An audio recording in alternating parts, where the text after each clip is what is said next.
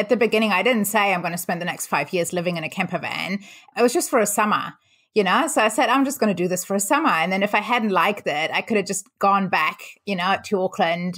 So I think, you know, that's go do it. Like, don't just keep thinking about it and dreaming about it. Like, if you can make it happen and you want to, then go do it. But, you know, think about, like, can you find a way to sort of start small?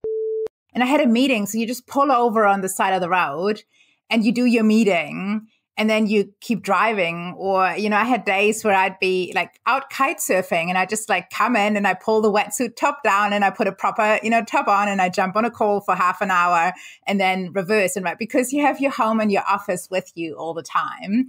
It's just so flexible, you know, you can just do that bit of work and then go back to, you know, the fun stuff. That is Lisa Jansen, today's guest, sharing one of the many perks of the campervan lifestyle in New Zealand. Lisa's a digital nomad, author, and long-term traveler based in New Zealand. She has been nomadic for over 6 years and spent almost 5 years traveling in her campervan around New Zealand. So you know that she knows a lot of the off-the-beaten-path places to visit, and she shares her list today, and I love that she took this list seriously, as you can hear in this clip. And I really try to focus on the sort of hidden gems, right? So anyone, if you come to New Zealand, you know, I think some of the popular spots, a lot of the popular spots are popular for a reason, you know, so don't disregard them. But here's sort of some of the, you know, less talked about ones. So you're getting it all today. You're getting a peek into the long-term travel lifestyle in New Zealand, tips and tricks around that, and campervanning, and safety, and solo travel, and finding community, all this great stuff. And then you're going to hear about where you can go. And it's all happening right now in this episode. So buckle up, strap in. Thanks for being here, and welcome to the Zero to Travel podcast, my friend.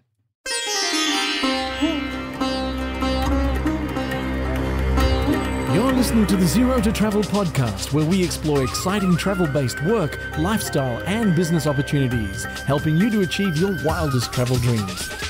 And now your host, world wanderer and travel junkie, Jason Moore.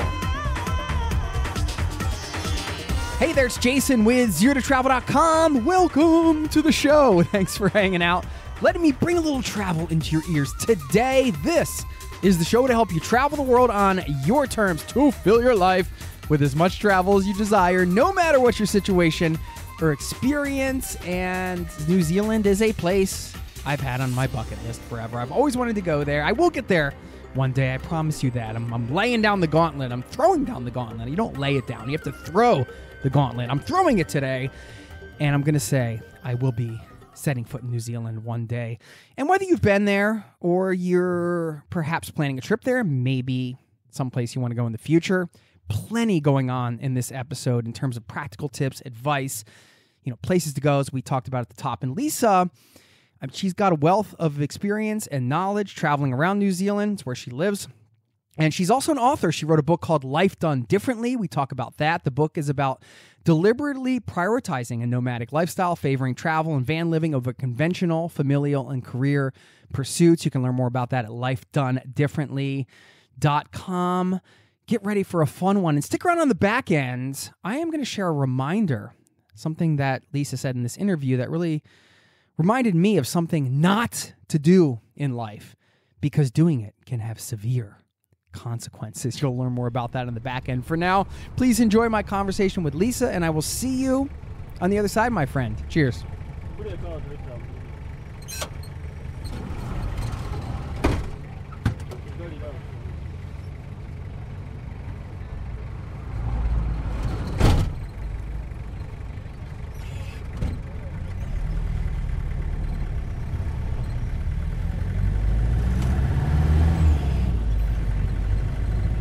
What do you want to talk about today? No, I'm kidding. we have a bit of an agenda, I guess. But yes. I mean, you just told me your whole life. So share a fun fact about yourself. You said your whole life is a fun fact. So here we go. Yeah. So I mean, I haven't had a fixed address or fixed home in 6 years. So I think that's a fun fact. You know, I've moved more times than I can count. So yeah. I feel you. Yeah. I didn't have a fixed address for 10 years at one point. I had a place where my mail, you always have to have a place where your mail goes, you know? are some of the practical things? Oh, totally. We've got a great service here in New Zealand now that, basically scans your mail and then emails it to you, which is like awesome for, all the paperwork that I'd rather have as email than as a piece of paper anyway. But yeah, or, friends' addresses for packages and stuff. Yes, those are important. Well, you're an immigrant, I guess. Are you a citizen now? I'm a permanent resident, unfortunately. So I was born in Germany. And unfortunately, as of right now, Germany makes it very tricky to have dual citizenship. They are discussing that, and hopefully it might change. But right now, if I wanted to be a New Zealand citizen, I basically would have to give up my German passport. And as a permanent resident in New Zealand, I've got almost the same rights as a citizen. So really, there's no reason to. Right. Yeah. Yeah, no, I understand that. I had the same situation here in Norway, and it was just until recently that I was able to get citizenship because they changed the laws. But it was the same. I would have had to give up citizenship in the U.S. before I could get it here. But now they allow it. So, you got to keep your fingers crossed, Yeah. Apparently it's sort of a done deal in just a matter of time, which, I'm ready. I'm like going to be one of the first one who's got her paperwork, submitted. I'd love to have a New Zealand passport just to, I've been here 17 years. So New Zealand's home. I love it. I feel a lot more like a Kiwi than I feel German these days. So I'd love to have the passport to match the feeling. You sound a lot more like a Kiwi too. Well, I think most Kiwis would disagree with that. I think I just have a very funny, weird combination of accents that most people struggle to place. So when they hear that I live in New Zealand, they just assume that it's a Kiwi accent. But Kiwis hear that I'm not, a born and bred New Zealander. Yeah. Well, I should say formally, Lisa Jansen, welcome to the Zero to Travel podcast, my friend. Congrats on your new book, by the way, Life Done Differently, which we'll talk about today. Thank you. Thanks for having me. Yeah, of course. Sounds like you've been around New Zealand quite a bit. And as a seasoned traveler in New Zealand, I thought, today we're going to talk about some of the hidden gems, the places that maybe the locals like to go, maybe perhaps alternatives to some of the popular places. I don't know. I haven't seen the list. I do always love talking about campervanning in New Zealand too, because it's something I've never done. And sometimes people listening, like they know of it, but they don't know the nuts and bolts, or they might be hearing it for the first time. Maybe some of you that have done it have done it before. So maybe we'll get some new tips if you're doing it again. So anyway, we got a lot to talk about today. So yeah, thanks for coming on. Yeah, you grew up in Lingen, Germany. I mean, what does your family think about you being so far away? They can't be thrilled about that. I think it's a bit of both. So obviously, they'd like to have me closer, but also I think they just, they see how happy I am here and how amazing New Zealand's been for me. So, I think that kind of makes it easier. And I think my mom's a bit jealous sometimes, I think she would sort of love to go and travel and see the world a lot more. So, it's one of the few downsides of living in New Zealand is that it is just so far away. But, that's life. Yeah, I mean, that's the choice you made, I guess. Did you feel like when you were growing up that at some point you were going to leave and it was going to be far away? Like, did you have an inkling of that, or did it just happen over time? Yeah, I wouldn't say that I had an inkling. I actually think that, as a sort of, 18, 19-year-old, I would have said that, I want to spend some time overseas, but I'd come back to Germany and live in Germany. But I think, looking back, I often say I'm one of those people who took a bit longer to, find herself and her place in the world. And just as a teenager, kind of, struggled, wasn't very happy. A lot of, self-doubt and all of that sort of stuff. And New Zealand, I was 22 when I moved here. And it was kind of that blank page, and that opportunity. And it's been really amazing for me. So in that way, I'm not surprised. Looking back now, I'm not surprised that I didn't stay in Germany, but created a new life somewhere else. But I wouldn't have predicted it as a teenager. Yeah. The idea of having a blank page to work with is kind of refreshing. Like, you can certainly, moving to another country, that's almost built in, right? But I guess there are other ways to do that in life, right? Some of it could be just mindset, right? If it's just like, hey, Yeah, I think that's why people get excited around the new year too. It feels like a blank page in a way. Totally. So, like moving countries is a bit extreme. And I didn't, originally I came to New Zealand as part of my study. So I was still at university and it was supposed to be 1 year, study abroad, student exchange as you do. And then I just ended up extending and it's like, I'll do another semester and then I'll do another year. And then I finished my degree here and it was just easier to find a job here. And so, it wasn't sort of that instant. New Zealand's definitely home and I'm moving there permanently. It's just I came here and I loved it and ended up staying. It's so funny. I had a guest recently, a buddy of mine, who he had this whole trip planned to go around the world, and his first or second stop, I think it was his first stop, was New Zealand, and then he didn't take the rest of the trip. He stayed there for multiple years, and I'm like, what is going on in New Zealand, you guys? I need to get down there. It's definitely, it's definitely a very common story down here. Like you meet so many people who came for 6 months or a year and just never left again. What do you miss about Germany? It must be some things you miss. Family mostly. Yeah, I think that's really, what at this point, comes down to, because it's been so long now. So New Zealand is so familiar and all my friends are here and my whole life is here. In the early years, there would have been other things like just the familiarity of Germany and, the culture and those sort of things. But these days, yeah, it mostly just comes down to family. What about the bread? You guys have really good bread in Germany. It's true, actually. Yes, it's those little things, And I get, my mom sends, once or twice a year, she sends care packages with like my favorite chocolates and those sort of things. So it's just such a reminder, people listening and myself included, when I even passed through the airport in Germany, or like I got to go to Germany this past summer. To me, it's like, it's a cultural experience. Of course, I mean, you're eating the sausages and you're doing all the German things and blah, blah, blah.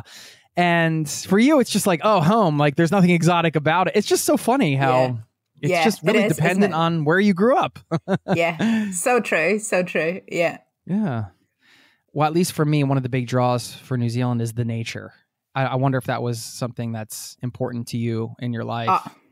Definitely. And, funnily enough, like it wasn't so much when I came here. Like when I came here, I definitely wasn't the outdoorsy, person or type, but now it's a huge part of my life. And I do think it's a huge part of why I fell in love with it. There's just something about being in a beautiful place and being, there's lots of nature here. The population density is really low. And even, right now I happen to be in Auckland, which is New Zealand's biggest city. So, there is, I think, like 1.4 million people living here, which is a small city in other parts of the world, right? But even here is lots of green, lots of beaches, you can always see the ocean. And I think it just does something, I think, to your like mental health and well-being to be in a beautiful, natural environment. And so now I'm like totally your outdoorsy person. And, I hike and cycle and paddleboard and kite surf and try to surf. I do a really poor job at it. But, I think you just get into it when you live in a place like this. Do you live in your camper van all the time now? Tell me about your life. You said you've been nomadic, no fixed address. What does that look like? I'm just curious. I think it's always good to get behind the curtain on this stuff. You can see the Instagram photos for people doing this, that, or the other, but it doesn't really paint the picture. That's why I love the podcast. We can dive deep on it. But, you have to make a living. You have to find a place to work. It's not always easy if you're living in a camper van. I'm just wondering, lifestyle-wise, what has been the setup for you sort of over the last 6 years in terms of daily life? Yeah, so basically, almost exactly 6 years ago, I set off in my camper van and I spent the next almost 5 years full-time living in it, traveling around. And during that time, look, to be honest, like it's really hard to sort of say like what everyday looked like because part of the lifestyle is it's so different and so diverse. And well, were you working full-time or were you working for yourself? Let's start there. Yeah, so I work as a marketing freelancer, which, basically I've got a few different clients and I'm like an outsourced marketing manager for them. And so that, gives me a lot of flexibility. I've got some meetings to go to, so I do sometimes have to plan my day around work. And it's also certainly been times over the last, 6 years where work was the top priority and I would work, 40 and more hours a week. But then there have been other times where I would work, 10, 15 hours a week and spend a lot more time exploring and sort of, to an extent, I control that, but there's also an element of, when you're a freelancer, your reputation, your network's everything. So, when clients need work done, then sometimes, the fun has to be paused and I have to deliver work to make sure that, I keep that good reputation and network going. But yeah, I'm really lucky with work. I've got the marketing work and then I'm also a writer. So I kind of got two income streams that, really lean themselves to being, a digital nomad and traveling around. When you have a heavy work week like that, would you then rent an apartment for a week or something like that? Or, would you get out of the camper van and station up somewhere for a month? Or how would you do that? Yeah, what I try to do that worked quite well for me for a couple of years is I do a bit of house sitting over winter. Kind of good time of the year to sort of get out of the van for a few weeks. And then I would try to time that to do more work. But I actually also got really good at working from the van and just, had sort of my little setup there. And that worked really well for me too. I actually really enjoyed working from the van. Yeah. Cool. Yeah, not everybody can do that. I mean, I would probably have a hard time working in a small space like that. But yeah, maybe you can send us some pictures of the van, of the inside. We can post it up in the show notes. Yeah. Yeah, I think that freelancing is, I've always said, becoming a service-based freelancer, to me, that's probably the easiest way to go location independent, quickly. Because you're just like, you're you. You don't even really need a website. You can... If you have a network or you can network on LinkedIn or, there's all sorts of things you can do to get business, but you're there. You're like, I can do this thing. Here's how much it costs. And then bam. Yeah. You can do especially, it from anywhere. I'd say especially if you have, experience and skills in an area that's in demand, then yeah, totally agree. It's actually been I was surprised. When I first made this decision to go live and travel in my van, I had a, full-time job and I told my boss at the time and I said, this is what I want to do. And I was sort of, resigning essentially. And then he said to me, he's like, oh, why don't you work just 15 hours a week for us remotely for summer and we'll just see how that goes. And then from there, just work found me. And I was, initially really surprised how many companies and how many people were just completely fine with me, living the way I do. And everyone always loved it. In meetings, the first question is always, oh, Lisa, where are you today? And everyone really gets on board with it. So it's kind of cool. Yeah, I'm glad you mentioned that because I had a fear going in when I was running a company and I was traveling in Asia at one point. I thought, what are my clients going to think? I have to keep this a secret. It makes you stand out in a way.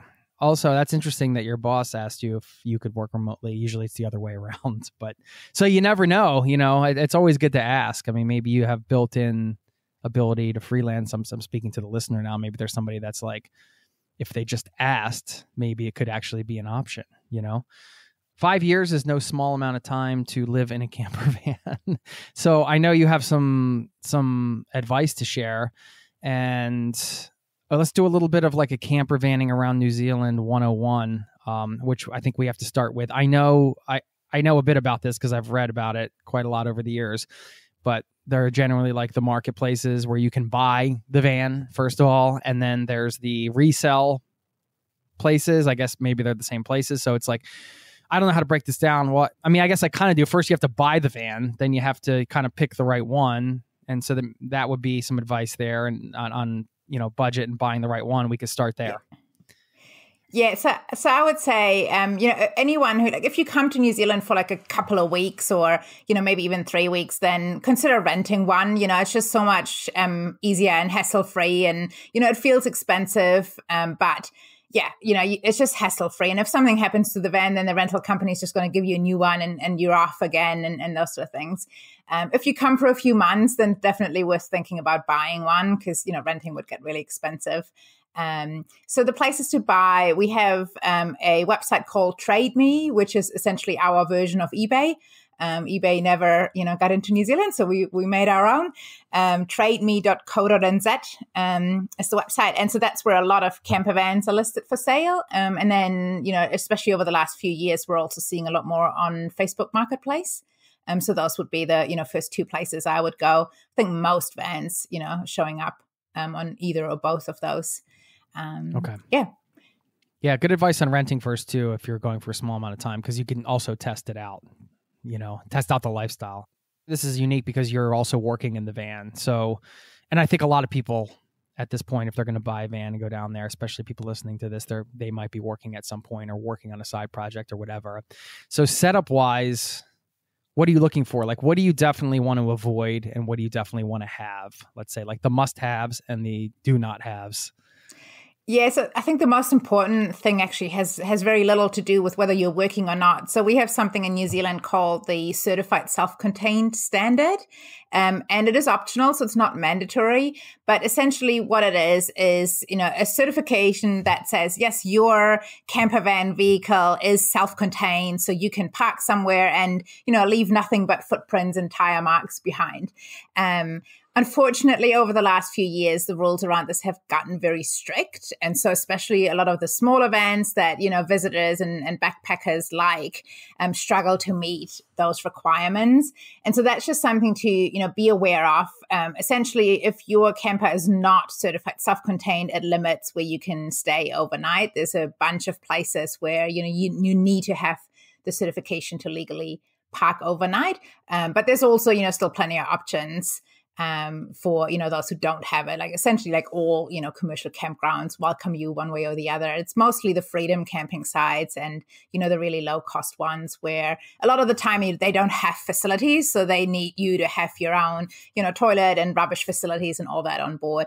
So they, sometimes limit you. So that's something I think really important to be aware of. And I'd recommend anyone considering to, especially buy a camper in New Zealand or rent as well, to just, look into that, do a Google search. The rules are changing quite frequently. So, even what they are right now might not be the case anymore in 6 months. So I would highly recommend, do some research and figure out what the latest is on that front.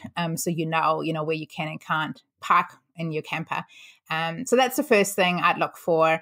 And then from there, I think your setup, especially, if you want to work, it kind of really comes down to, different personalities and people. Some people want a bit more space and say, if I need to work, then I need to have a proper desk set up and, all those things. Whereas other people are perfectly happy to work, sitting on their bed with the laptop on their knees and, and do work that way. So, I think that's really something everyone needs to sort of figure out on their own.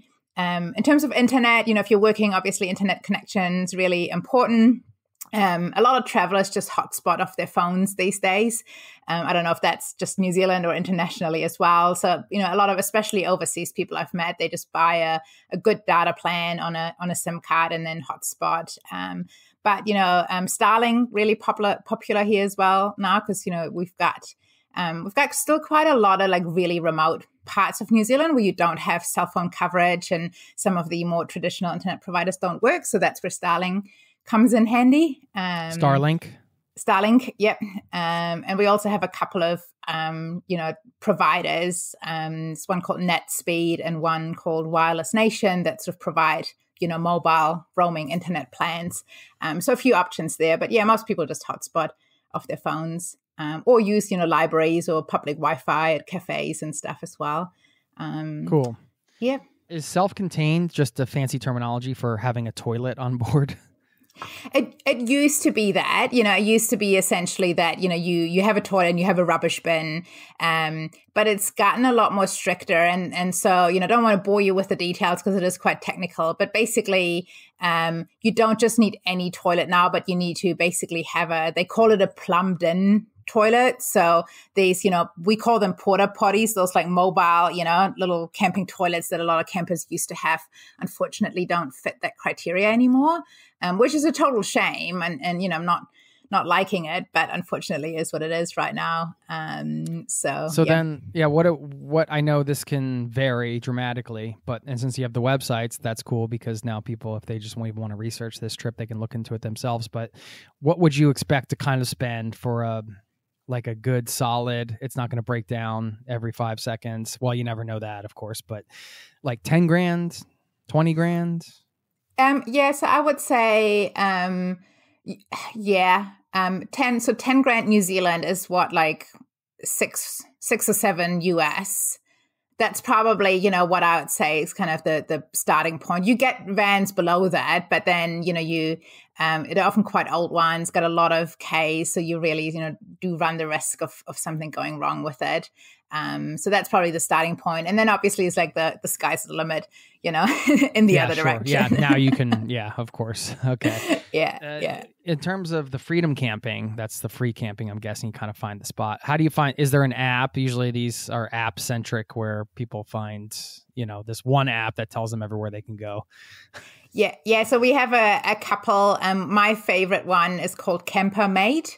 And it's New Zealand, Australia, and it's awesome. It like shows you all the campsites and also things like supermarkets and, where to find places to fill up fresh water and rubbish stations and some sites and, all sorts of like super useful things. So that's definitely worth getting. Even if you, come to New Zealand and you travel not in a camper van, I think it's still a great app to have because, you still probably need to find a supermarket regularly or, you might be looking for a public toilet or those sort of things. So definitely, good to have. Just a side note, by the way, if you're listening to this and, you just take this in and move on with your day. But if you're like, no, I really want to go to New Zealand and I want to do it pretty soon. Like a good exercise is to actually like download these apps and start looking at vans, and like you might be thousands of miles away. But I think that like just going through those types of exercises, sharing with the, off the resources you just shared, it starts to make something real or more real. When you're looking to travel and you're kind of like daydream, you can think about it, but you can also actually dig in a little bit and be like, oh, look, okay, I got this app on my phone. Look at all these places you can stay. Okay, but there's travelers here. I'm sort of some social stuff built in. And then, look at the vans you can get. And hey, I don't know. It's just a good exercise in trip planning, I'd say. Totally. Yeah, totally. And also, the other thing to add to that is, we've got a couple of great Facebook groups. So if you join, one or two of those, you kind of, you get some inspiration from people traveling and, like there's lots of knowledge sharing and tips and everything being passed around. So it's a great, thing to join as well if you're planning on coming and get a bit of a taste for the community and, what's happening. Cool. Can you share what the groups are that you like that people could... Yeah, I should have thought about this before I said it. Now I got to remember them off the top of my head. But I think there's one Vanlife New Zealand, and then there's another one, Motorhome Friends New Zealand. So if you search for those sort of terminologies, you get the right groups. Sure. If there are a couple specific ones you really like, just send them to me afterwards, and we'll put them up in the show notes for everybody. Awesome. Listening. Let's do that. Yeah. Okay. We're going to get into the top 10 hidden gems, but let's just talk about, I want to hear more about the lifestyle after 5 years, it's a lot of experience. So what is your best advice for this style of travel? What are the mistakes that people make that people should be aware of? Yeah. Got my best advice. Honestly, it's like, just do it, but start small if you can. So, for example, like for me, at the beginning, I didn't say I'm going to spend the next 5 years living in a camper van. It was just for a summer, so I said, I'm just going to do this for a summer. And then if I hadn't liked it, I could have just gone back, to Auckland. And so I think, that's go do it. Like, don't just keep thinking about it and dreaming about it. Like, if you can make it happen and you want to, then go do it. But, think about, like, can you find a way to sort of start small so it's not, all or nothing for like the next 5 or 10 years.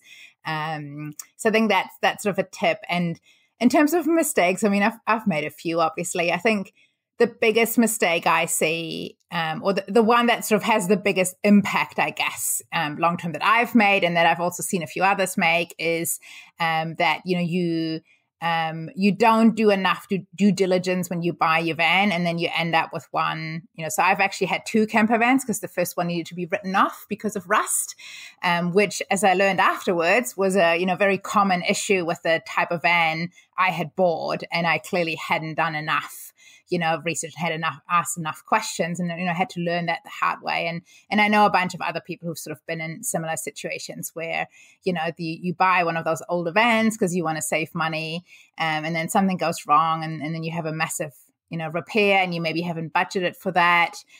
So that's, I think, is sort of the mistake that just, because that can like ruin the dream, overnight very quickly. Whereas most other mistakes are just sort of, afterwards you laugh about it, kind of mistakes. But that one's a big one. So yeah, I've learned that one the hard way.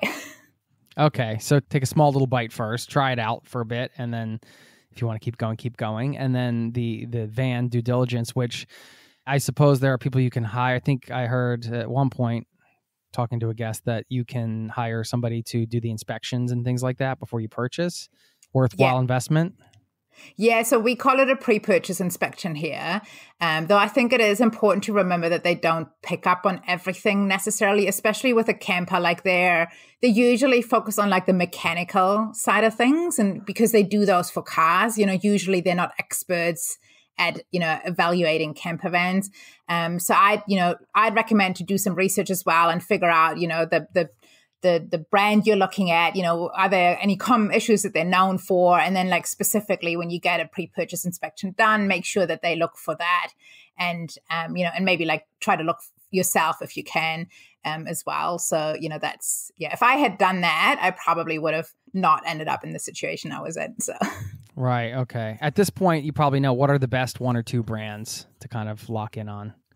Look, it's really, really hard to say because a lot of them sort of have, some issues that were then fixed. And so it depends on what year you're looking at. And, there's really like so much to consider that I wouldn't want to answer that question.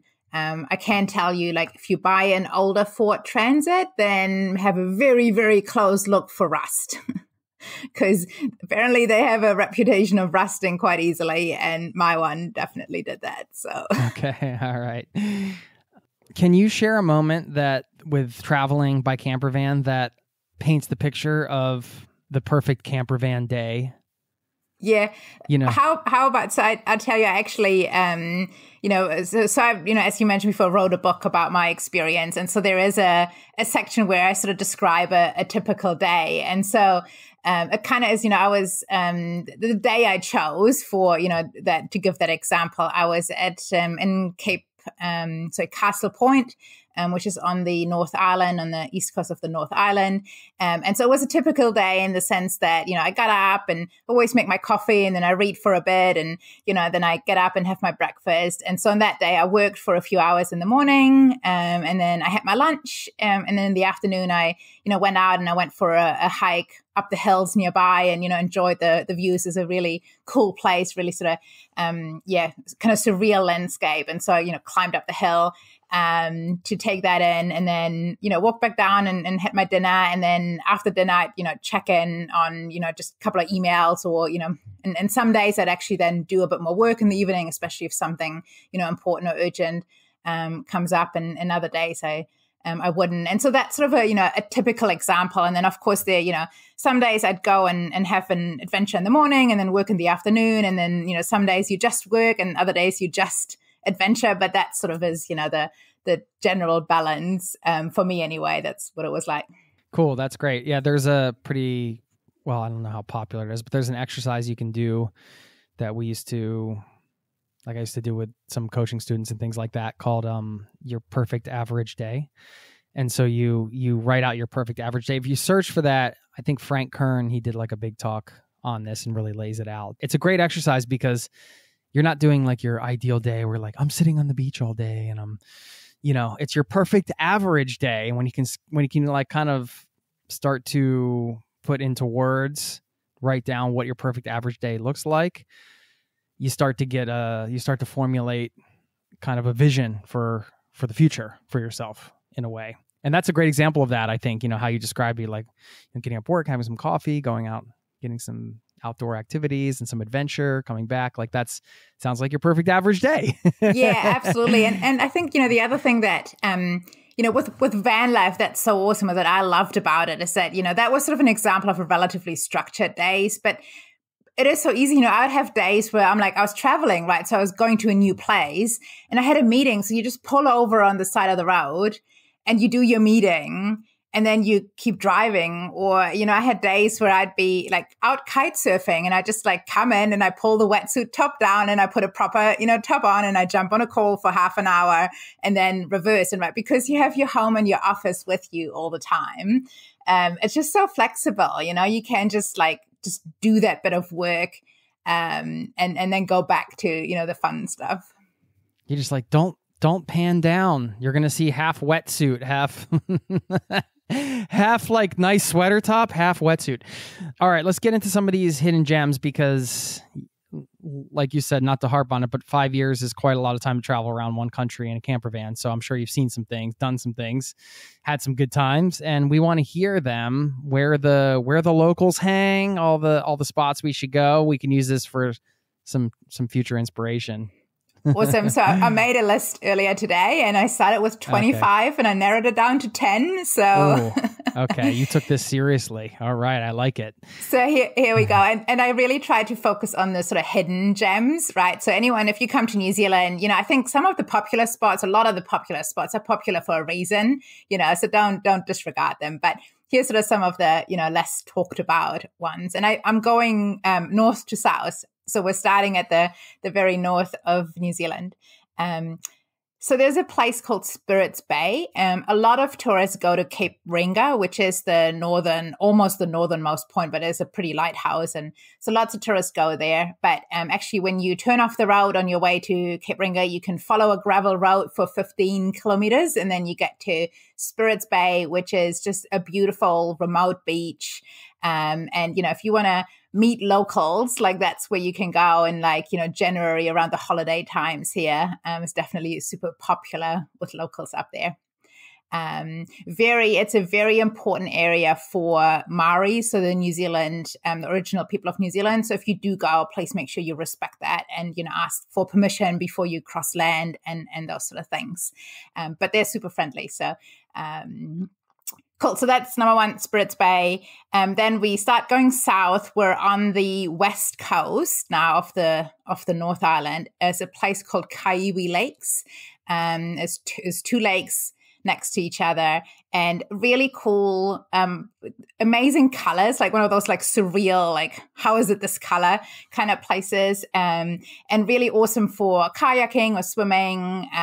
They do lots of water skiing on the lake. There's a really awesome walkway around the lake, 2 campsites right on the lake. So, really cool place and not a lot of tourists sort of know about it.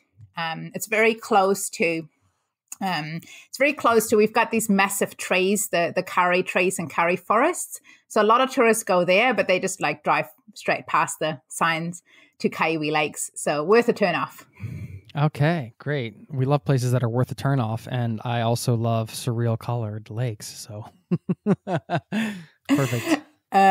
Cool. So number 3 is a place called Kawhia. So we're still on the west coast of the North Island.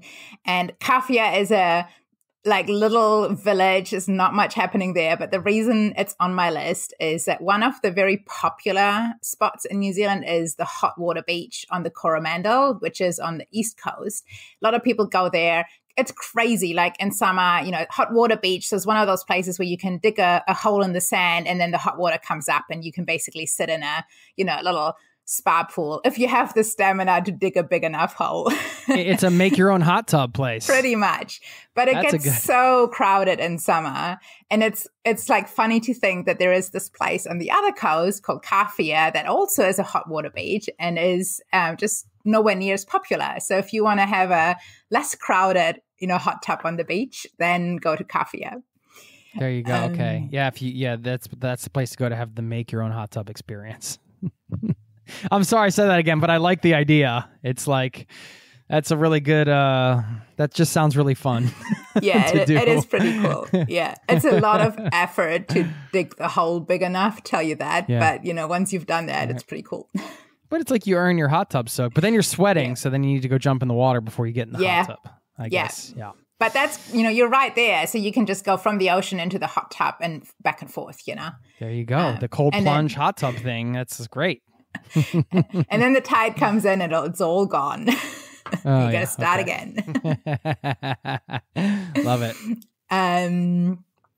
All right, so now we're switching coasts. We're going to the East Coast. We're still on the North Island, but the East Coast has the East Cape. So if you look at the North Island of New Zealand, there is a bit poking out on the east, and that's the East Cape. It's a really cool place to visit for lots of reasons. It's a sort of a bit of a, old school New Zealand feeling, lots of beautiful beaches and little towns and villages. One reason why it is a really cool place to go is because there is the East Cape Lighthouse, and that is often listed as the first place in the world to see the sunrise. So you can go there and, make a really early start and go up the hill. Lots of stairs to climb, but you get up to the hill and the lighthouse, and you can be one of the first people to watch the day begin that day. So, wow. I mean, how does that work? Well, it's just because it's the most eastern point of New Zealand to the time zone. So right, okay, yeah. I mean, that's really cool. Okay, yeah, that's bragging rights. Yeah, I mean, to be fair, people argue about it sometimes, but when you Google it, it's often the East Cape that comes up. It's the first place in the world to see the sun. Cool, and then love it. These are great recommendations. Put some effort into this. I love it. All right. Keep it rolling.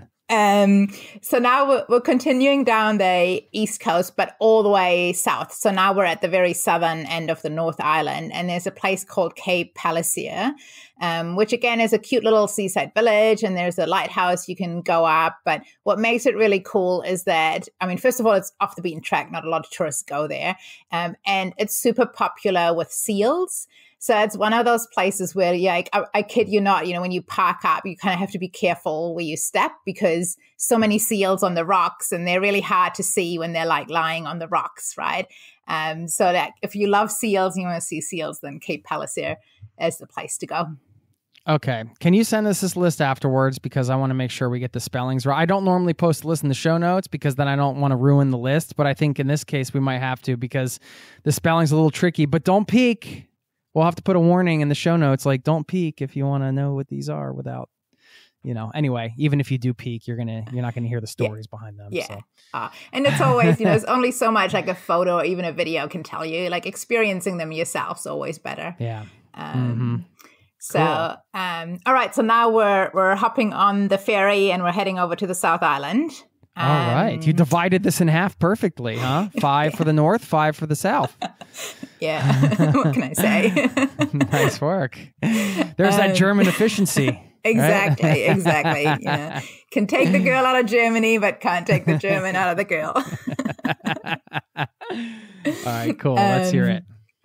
All right. So at the fairly far north of the South Island, there is, it's actually 2 places, but they're on the same road. So Elaine Bay and then French Pass. And so you sort of turn off the main highway and then you get to Elaine Bay first, and then you keep going on to French Pass. And the road to French Pass is often mentioned as one of the most beautiful roads in New Zealand. And on a nice day, it definitely is. It's a gravel road. As so often, most of the most beautiful places, take a gravel road to get there.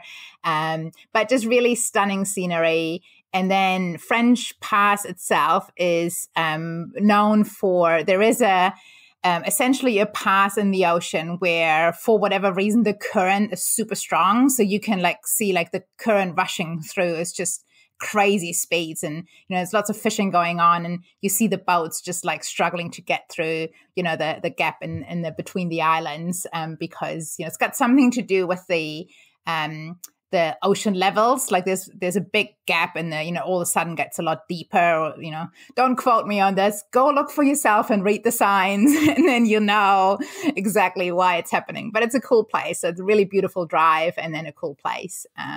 Nice to check out. I like your general travel rule, though. What you said, if you take a gravel road, it usually leads to someplace beautiful. Yeah. It's pretty true. Yeah. Totally. Yeah. The best place is at the end of long gravel roads. There you go. Awesome. We got 4 more left from my count.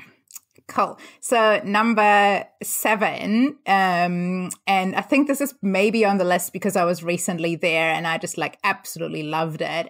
So it's a place called Banks Peninsula, which is probably sort of 2/3 down the South Island on the East Coast, close to Christchurch, which is, second biggest city of New Zealand. And it's a peninsula, as the name suggests. And really beautiful, got all these like little bays and fjords and little villages. And then there is a little village called Akaroa, which has, for some weird reason, really strong French influences. So it's like a cute little French influenced city. And yeah, it's just a really cool place to, go for a day trip or, even a few days in a camper van. Nice. Before we get into the top 3 here, I have to ask you, what if you're going to eat one meal? There's a meal you have to eat. What is it? In New Zealand? Yeah. Oh, is there something like that? Or well, look, if you come as a visitor, it probably would have to be a hangi, which is like the Maori traditional food and how they prepare food. So if you come as a visitor, I'd say like you have to have at least one hangi because it's such a New Zealand experience. And it's really delicious too. So, yeah. Okay, cool. Thanks. Let's move into the final 3. Okay. So the next one is, I don't know if it's really a hidden gem. It's probably the most well-known out of all my hidden gems, but I really love it. It's a place called Lake Tekapo, which is kind of inland, on the South Island. We're still sort of heading south. And really beautiful little village right on the lake. So in that area, we've got Lake Tekapo, and then there's Lake Pukaki, which is close by, and they're glacier lakes. And so what that means is like the glacier comes down, and then the glacier rocks gets grinded really, really finely, and it creates this, I think they call it like glacier dust or something, and it settles on the bottom of the lakes and then creates these really like intense turquoise colored lakes. And then you've got the mountains around it. And, if you don't come in the height of summer, usually there's like snow on the mountains. It's a really beautiful place. And also one of the best places in the world to see the night sky. They get really clear, really amazing night skies. And there's an observatory. So a really cool place to, just stay up late and watch the stars. Lovely. Amazing. All right, 2 to go. So we're going back further south, but back to the East Coast. There's a little town called Oamaru that most people just sort of pass through. But the reason Oamaru is worth a stop is that it is the steampunk capital of New Zealand. So for some weird reason, several decades ago, some people in Oamaru got into all things steampunk. So there's a steampunk museum, and all throughout town, there's like weird little steampunk elements. They've got a really cool like old town center too. And they just really embrace this whole like steampunk thing. And it's just like, it's weird and quirky. But I love it. I think it's really cool. That is cool. Who knew? Yeah, exactly. Who knew?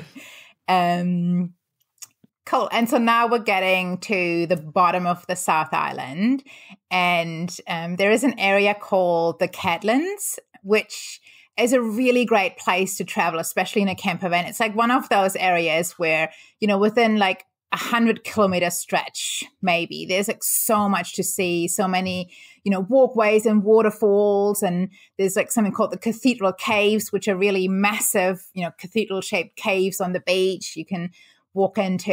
And, just like one of those really cool areas. But the reason I love it, or, sort of a bit of a gem or a hidden gem is there's a place called Curio Bay where I think it must have like one of the highest odds in the world to swim with dolphins. So they've got a local pot of dolphins there, Hector dolphins, which are the little ones that, New Zealand's famous for. And they're local there. And I've been there 3 times now. And 3 times I've gone into the water and either, been swimming or surfing or paddleboarding with dolphins because they're super curious and they come and check you out. And so, and that's one of my dreams. Yeah, I know. So it's super cool. I want to swim with the dolphins, but naturally, I've heard that people have heard it on the show before if they've listened a lot. Like that's definitely one of my dreams. Like I don't want to pay to swim with the dolphins for various reasons, but I want to be somewhere where I can swim and then they're there. Yeah, magically. so that's a place. Bay. Oh, man. And I don't want to promise anyone, but, like there's lots of people who sort of tell stories of, you meet them there. And if you're in the water and they're just curious, they come and they, check you out. And it's just a really cool experience. So, now we're going to hold you to it, Lisa, because if somebody's listening and they travel many thousands of miles to see these dolphins and they don't show up, I'm sorry. We've got to hold you accountable. No. All right. That was everything, right? Because my handwriting on my notebook here got really messy at the end. Did we hit them all? Yeah. Well, so that was my 10. Like I said, it wasn't easy to get, down to 10. Usually people just ask for like my favorite 2 or 3 places, which is even harder. But look, it's honestly, New Zealand's such an amazing place. So much to see, so much to explore. So yeah. Awesome. Okay. Well, we like top 10 lists here, or top 7 lists, or whatever people can come with. And thank you for sharing that. And, you have a wealth of experience doing this, so I take these recommendations to heart. And we will. I know I don't normally like list them out, but I think we're going to start doing that. We're just going to put like a disclaimer in the show notes, like don't look below this line if you don't want to see the places. But you have to hear the stories behind the places. And I mean, this was really eclectic here. You got like the small towns and villages, the French thing, the steampunk thing. You got seals and ocean currents and make your own hot tubs and all kinds of stuff. So, I mean, I'm sold. I'm sold. I'm ready to come down. These are the hidden gems. These are not even the like real official highlights of New Zealand. So. Yeah, I remember a long time reading about what's the famous, I know they call it tramping there or trekking. I can't remember. Tramping. We call it hiking, tramping. Yeah. Yeah, when you're off in multi-day. Is it the Milford track? Is that the famous one? We've got a few, so we call them the Great Walks, which are those famous one. And the Milford one is one of them. Which super. Have you done popular. any of them? Not the full track, but like day trips on the tracks. The issue with these tracks, because they're so popular, they book out super fast. So here's another tip, for anyone coming to New Zealand, if you're into tramping and you want to do one of those multi-day trams, you really got to be onto it. Like a lot of the time, bookings open at some point in, June or July for the season. Sometimes they book out within like a day. So you really kind of just got to be on the list and, be ready. And when you're like me and you sort of have, commitment issues and you kind of always just cruise around and don't really know where you'll be when, then, it's really hard to book that far in advance. Okay. And by booking, do you mean like securing a permit to do it? Or are you talking about actual like accommodations? Because you camp along the way, don't you? No, so with most of these great walks, you stay in huts. So we've got little, backcountry huts, which is, just like one step up from camping. You still need a sleeping bag and everything, but, you get a roof over your head. And then with some, so for example, the Milford track, actually, you also need to get on a boat. So the boat, drops you off at the start of the track and then you walk back. And there's a couple of those, as well. So yes, you have to, you have to book. But there's lots of other awesome trams in New Zealand where you don't have to book and you can just bring your tent or, even like just book huts last minute. It's just the great walks that are, this kind of popular. Okay, sure. That's a great tip. So people research the great walks and find out when they open up for bookings and put that on your calendar then. So you can be on the ball. You just kind of said in passing, I'm afraid of commitment. I'm traveling around, so I haven't been able to do this. But you have made some commitments. You've committed to New Zealand. It seems like you've committed to, writing, and you've written this book, Life Done Differently. I want to talk a bit about that. And another thing that I haven't really talked about on the show, and I got this in the email advance, that you committed to being child-free by choice. And I'm sure there's people listening that are either debating that or maybe they've committed to it. And we try to share as many perspectives as possible here. And that's something we haven't talked about. So is it okay if you kind of share your perspective on that choice? Yeah, absolutely. And that's kind of how it all started for me. I was 6 years ago, I was 33.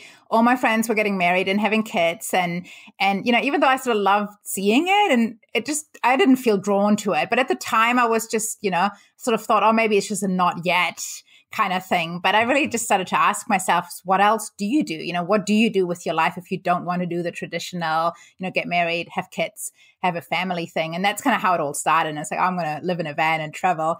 And then doing that, it really changed my perspective on so many things and really made me, realize how much I value freedom and adventure and this ability to take risks and, make these decisions that I guess in a way are, risky, but because it's just me, they're really not, right? But if I had kids or a family to look after, you would think twice before you quit a job and live in a van, or, at the moment I'm a full-time house sitter. So I just, look after people's houses and pets and move every 4 weeks or so. And I love that I'm able to do that.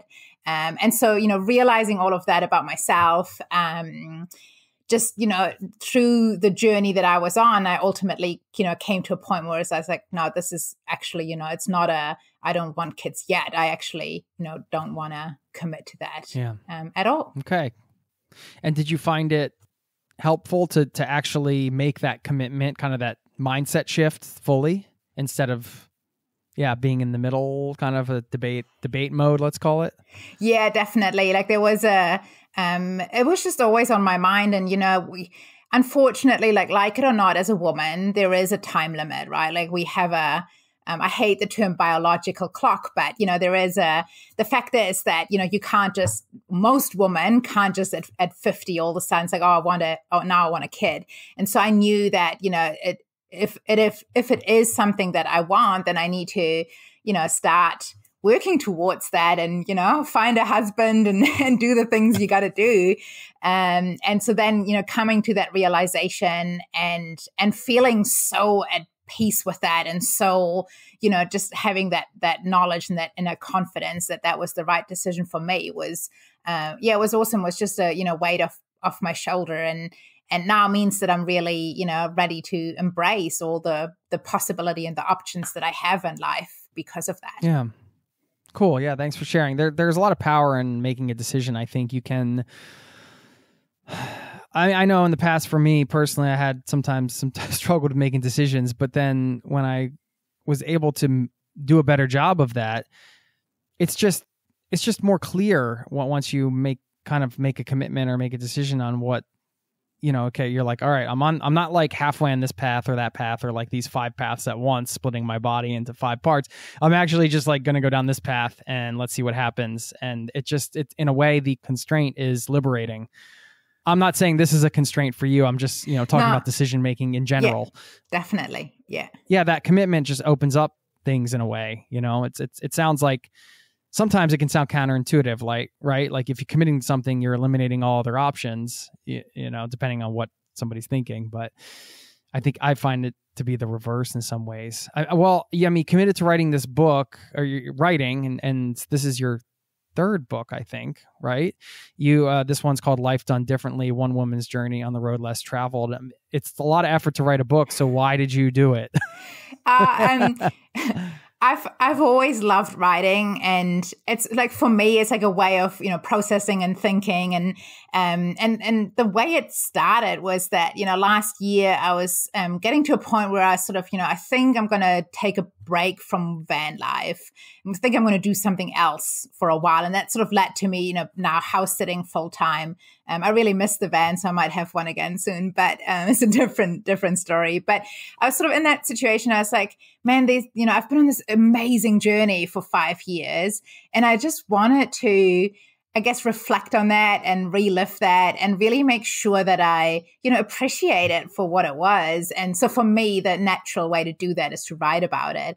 And so that's how it started. Like originally, especially this book was really just, writing for myself. And then it turned into a book from there, and I started to get, some really good feedback on it. And honestly, I think the world needs more stories from people doing things differently, and just sort of showing that, sometimes it can feel like there's only one way to do life well, when in reality, there's so many different ways to have an awesome life. And I think it's really important to share these stories. And, you do that with your podcast, right? Sharing stories from people, all sort of walks of life. And so that's the main reason why I decided to publish it in the end, and because it is a super personal story. So publishing it was very, very nervous about it.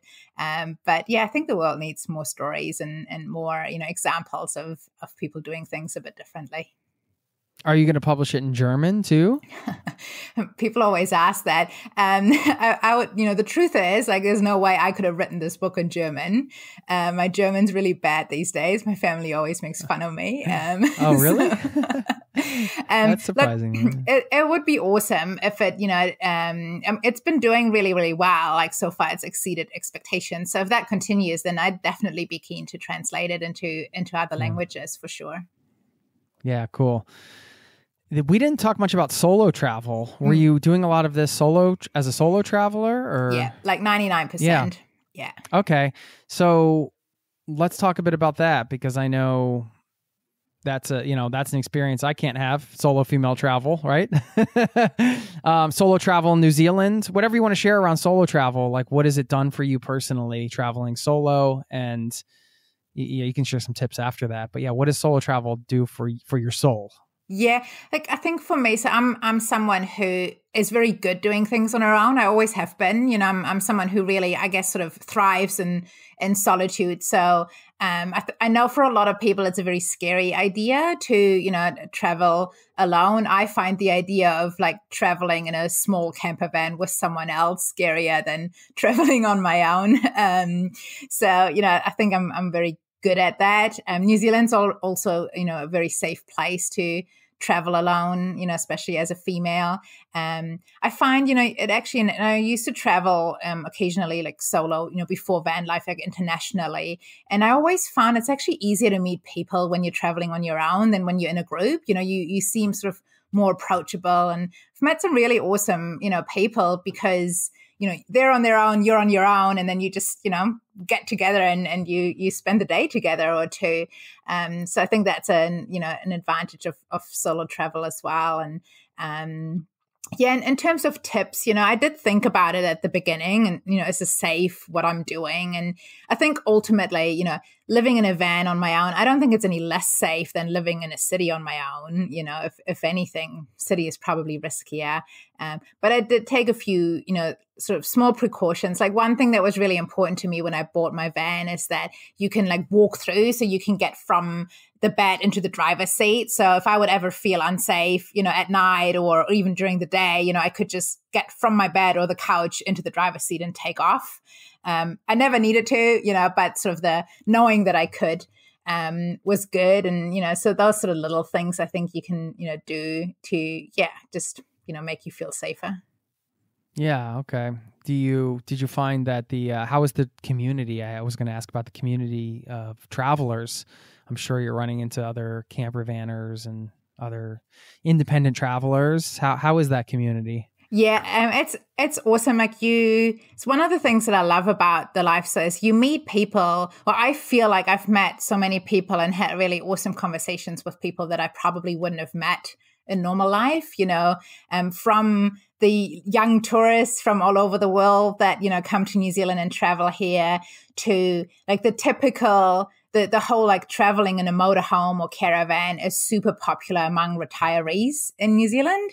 So lots of older people on the road that I met. And, you can like learn a lot from conversations with, people sort of twice your age or, a bit less. And so really, I think it's one of the great things about it. It really exposed me to a very diverse community that, I wouldn't have necessarily touched path with otherwise. And I've always, like I said, I'm quite introverted in that way and, like my own company, but I've always felt like whenever I did want community and, at campgrounds, you always sort of have a chat with your neighbors. And then every now and then you meet someone that, you maybe travel with for a day or two or, just share a drink or a meal with. And had so many amazing conversations. It's really awesome.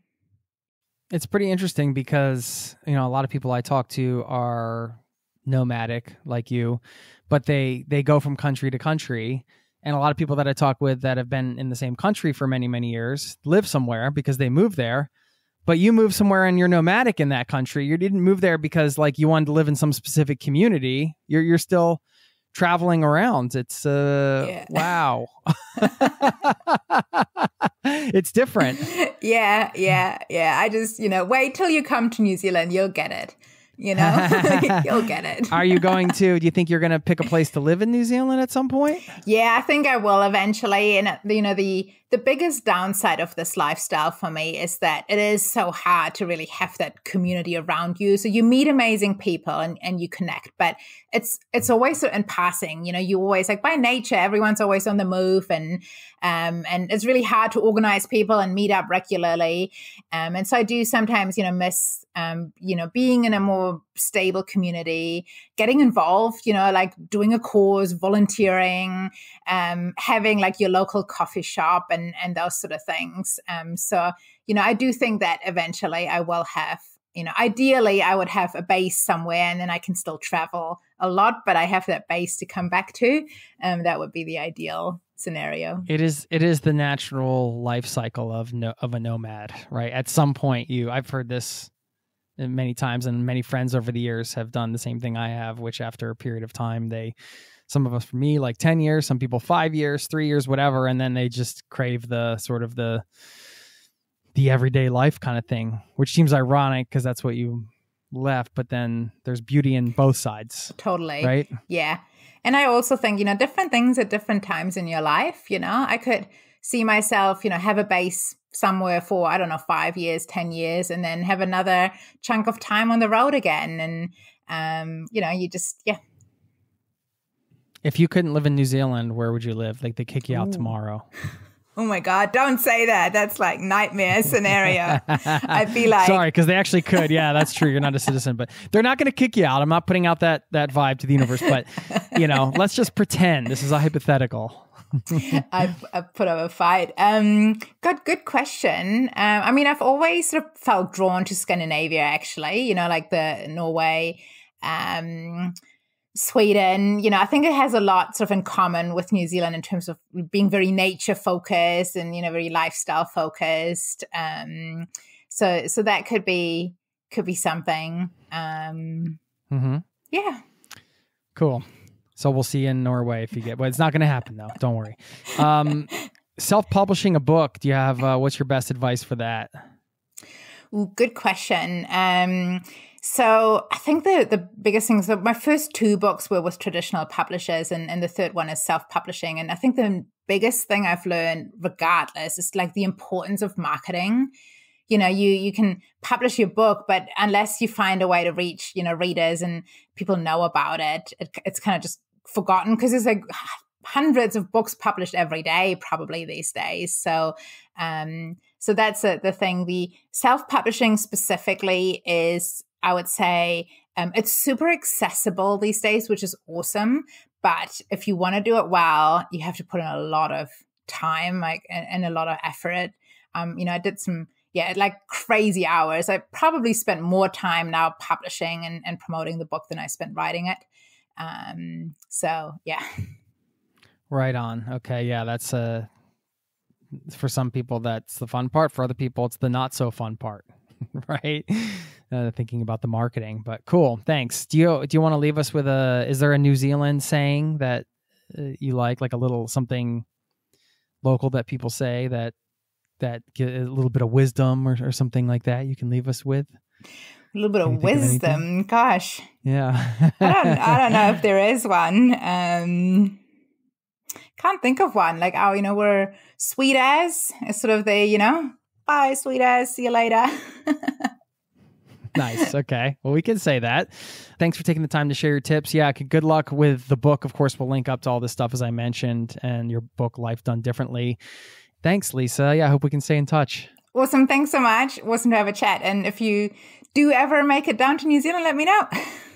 Absolutely. I want to swim with those dolphins. And generally, anyone who's like seriously thinking about New Zealand and you've got questions, please do reach out. My website's lifedonedifferently.com, and you've got, contact me there. Happy to answer questions, give tips, help people out. Perfect. I was just going to ask you that. So cool. Yeah, best place to find you on your website. Great. Yeah. We'll link up to it all.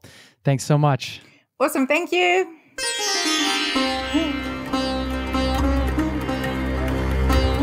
There you have it. I want to thank Lisa Jansen once again for stopping by the show. Of course, her website and all of the goodies are linked up in the show notes. It's always such a pleasure to hear about people's unconventional lifestyle. I mean, I've been doing this for 11 years now. It never gets old. I love to hear people's stories. And if you have a story you want to share, or you just want to get in touch, perhaps share some tips with the community here, I'm available. This is a two-way conversation. Listener over there, you can always email me, jason@zerototravel.com. You can leave me a voicemail. I have a link to that in the show notes to my voicemail box. And sign up for our free newsletter over at zerototravel.com/newsletter. I send one out once a week. Travel tips, musings, cool links, all that good stuff. Now, at the top, I talked about something that Lisa said in this interview. It was a reminder to me of something not to do in life, because I believe that doing it can have severe consequences. And the thing that sparked this thought was when Lisa was talking about how she was telling her boss that she was going to go and travel and sort of live this unconventional life. And they offered some hours to her, some freelancing hours. They offered her some work. And you can imagine going into a conversation like that with your boss. Or, I mean, there are a variety of examples we can use here where we as humans tend to build up these ideas of what is going to happen as if we can predict the future. This is called making assumptions, right? This is what we should not do. We should not make assumptions. We shouldn't assume that people will, for example, in this example, see our remote work lifestyle as a negative thing. As Lisa said, that was something that people always were curious about. Hey, where are you at nowadays? And, you know, the clients she's working with see that as a positive. And I mean, that example is becoming more and more common. But when it comes to just making assumptions, you never know, right? You might assume that you can't afford a certain place that you really want to visit. And yet, you know, once you dig in, and maybe open up the mind to some different alternative travel lifestyles or different ways you could do it, perhaps you actually can. It's easy for us as humans to equate uncertainty with risk because we don't know what's happening. So therefore, it must be risky, and we can make all these assumptions. We build up all these ideas.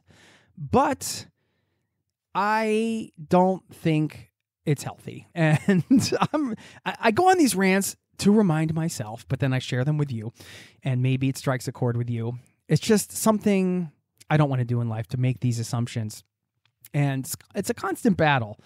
I think it's important to always challenge your mind to stay open. This is one way to do it, because I feel like we naturally make assumptions. So anyway, if you have some assumptions that you think you're making about things that are preventing you from doing said things, then here's your call to action to not make those assumptions. Don't equate uncertainty with risk. Perhaps linking uncertainty with joy, or focusing on some of the positive things that can happen instead of making assumptions and thinking we can predict the future. It could be a way forward, or a way out, or a way through a problem, or a mindset you might be stuck in, or something like that. And again, this is as much for me as it is for anybody listening here. So anyway, just wanted to share that before I let you go. I will leave you with a quote that I'm going to pull out of the good old quote drawer. Let's see what we got here today. This is... Okay, well, this is an interesting one from Swami Vivekananda, who said, "The world is the great gymnasium where we come to make ourselves strong." Thanks for listening, and I'll see you next time. Peace and love to you and yours. Cheers. This podcast has been brought to you by zerototravel.com. Ideas and advice to make your travel dreams a reality.